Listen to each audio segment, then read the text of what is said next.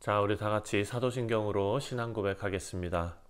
전능하사 천지를 만드신 하나님 아버지를 내가 믿사오며 그 외아들 우리 주 예수 그리스도를 믿사오니 이는 성령으로 잉태하사 동정녀 마리아에게 나시고 본디오 빌라도에게 고난을 받으사 십자가에 못 박혀 죽으시고 장사한 지 사흘 만에 죽은 자 가운데서 다시 살아나시며 하늘에 오르사 전능하신 하나님 우편에 앉아 계시다가 저리로서 사한 자와 죽은 자를 심판하러 오시리라.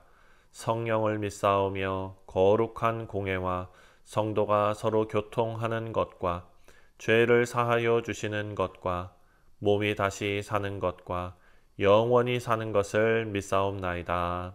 아멘. 찬송가 350장 우리들의 싸울 것은 함께 찬송하겠습니다.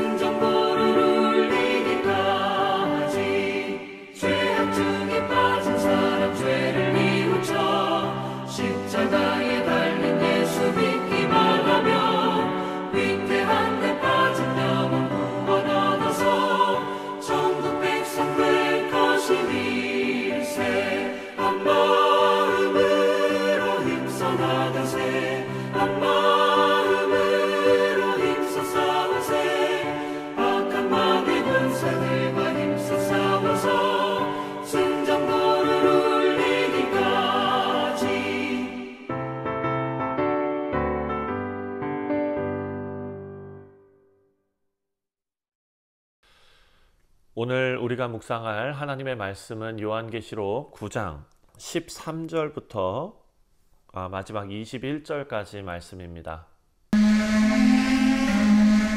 여섯째 천사가 나팔을 불매 내가 들으니 하나님 앞 금제단 내 뿔에서 한 음성이 나서 나팔 가진 여섯째 천사에게 말하기를 큰강 유브라데에 결박한 내 천사를 놓아주라. 내 천사가 놓였으니 그들은 그 연월일 시에 이르러 사람 3분의 1을 죽이기로 준비된 자들이더라. 마병대의 수는 2만만이니 내가 그들의 수를 들었더라.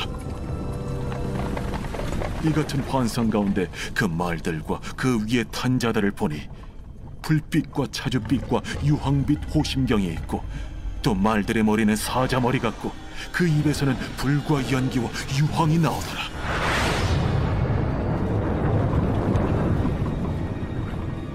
이 세 재앙 곧 자기들의 입에서 나오는 불과 연기와 유황으로 말미암아 사람 3분의 1이 죽임을 당하니라. 이 말들의 힘은 입과 꼬리에 있으니 꼬리는 뱀 같고 또 꼬리에 머리가 있어 이것으로 해하더라. 이 재앙에 죽지 않고 남은 사람들은 손으로 행한 일을 회개하지 아니하고 오히려 여러 귀신과 또는 보거나 듣거나 다니거나 하지 못하는 그 문통과 목석의 우상에게 절하고 또 그 살인과 복술과 음행과 도둑질을 회개하지 아니하더라. 네, 사랑하는 성도님들, 세상에는 참 다양한 사람들이 있습니다. 그리고 고집스러운 사람들도 있습니다. 어떤 경고도 듣지 않는 그런 사람들이 있고요. 그리고 어떤 고통도 그 사람의 마음을 움직이지 못하는 그런 사람들이 있습니다. 오늘 본문 말씀 9장에 나오는 사람들이 바로 그런 사람들입니다. 우리가 앞서서 5번째 나팔 심판에서 고통이 있었습니다. 하지만 죽음은 허락되지 않았습니다. 하지만 오늘 본문에 등장하는 6번째 나팔, 그 2번째 화는요, 강력한 심판을 보여주고 있습니다. 이제는 직접적인 죽음이 드러나고 있습니다. 하지만 이 심판의 그런 무게보다 더 무서운 것이 있었는데 바로 사람들이 이 모든 재앙 가운데에서도 여전히 회개하지 않고 있다라는 것입니다. 오늘 본문 마지막 구절 21절 말씀을 보면은요, 또 그 살인과 복술과 음행과 도둑질을 회개하지 아니하였더라. 자, 우리는 이 말씀 통해서 하나님께서 왜 심판을 허락하시는지, 그리고 그 심판 속에서 우리가 어떤 태도로 서 있어야 하는지를 오늘 본문 말씀을 통해서 깨달아야 합니다. 첫 번째는 13절부터 15절까지의 내용입니다. 이 모든 심판이 하나님 주권 아래에 있다라는 것을 우리에게 알려줍니다. 자, 13절을 보니까 6번째 천사가 나팔을 불었습니다. 그랬더니 요한은 금제단의 4뿔에서 나오는 음성을 듣습니다. 6째 천사가 나팔을 불 때에 내가 들으니 하나님 앞 금제단의 4뿔에서 한 음성이 나와서, 자, 제단은 어떤 곳입니까? 구약의 역사를 보면 제단은 구약의 제사와 그리고 기도를 상징하는 장소지요. 여기서 들리는 음성이 어떤 단순한 심판의 외침이 아니라 하나님의 응답이라는 것을 우리는 깨달을 수 있습니다. 사랑하는 성도님들, 성도들의 기도와 그리고 하나님의 공의가 만나서 하나의 사건으로 일어나는 것이 바로 심판으로 기록되어져 있습니다.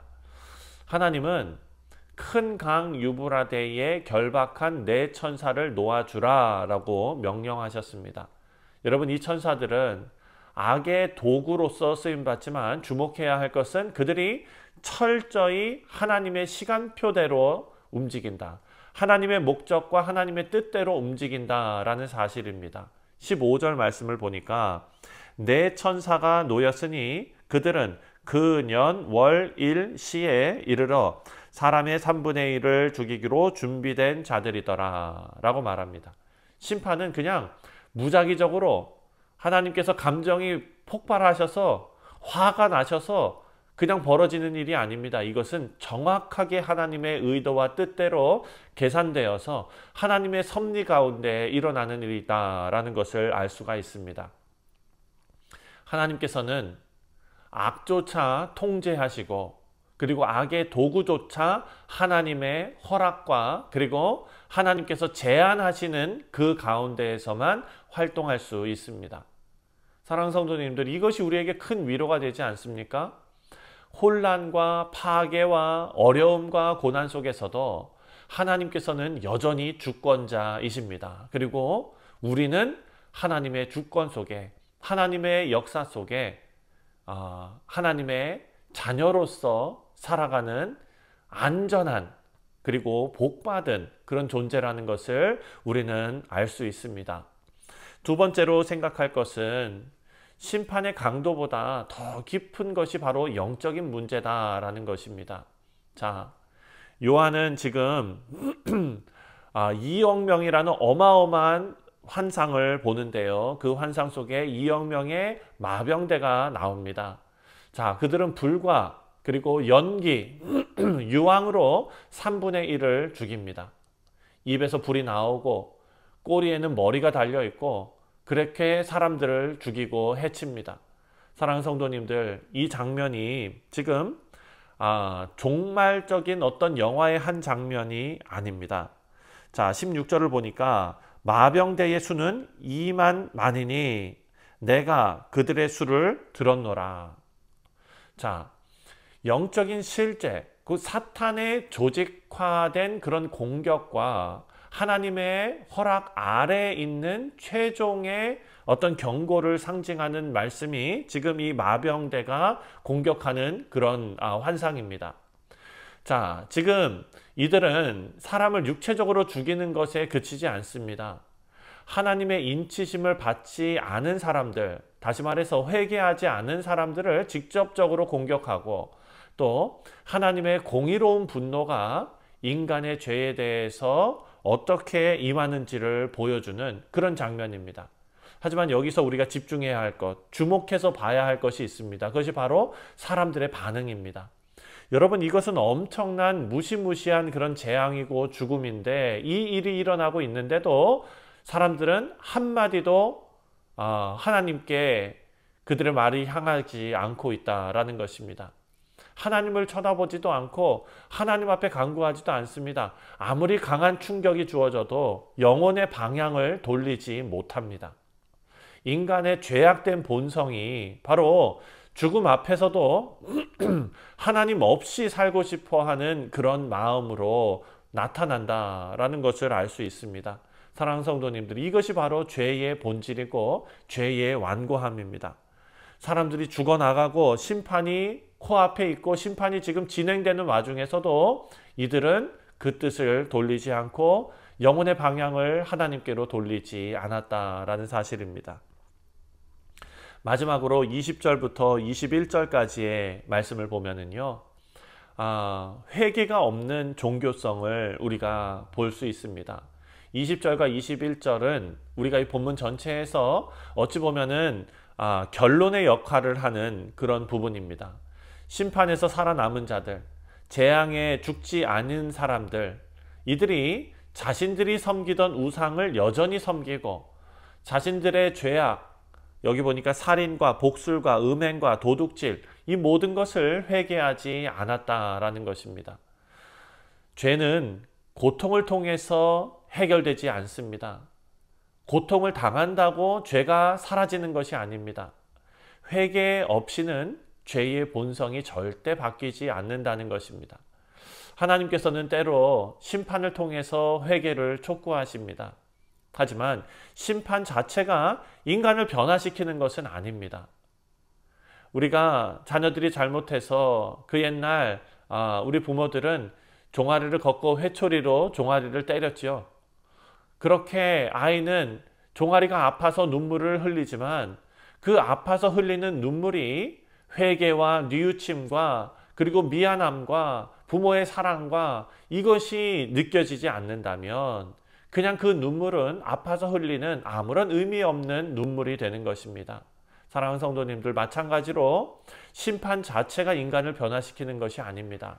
회개는 성령의 역사, 복음의 감동, 그 아래서만 일어나는 것입니다. 그래서 이 장면은 종말의 그 심판보다도 오늘 이 시대에 우리가 살아가고 있는 그 모습과 너무나 닮아 있다라는 것입니다.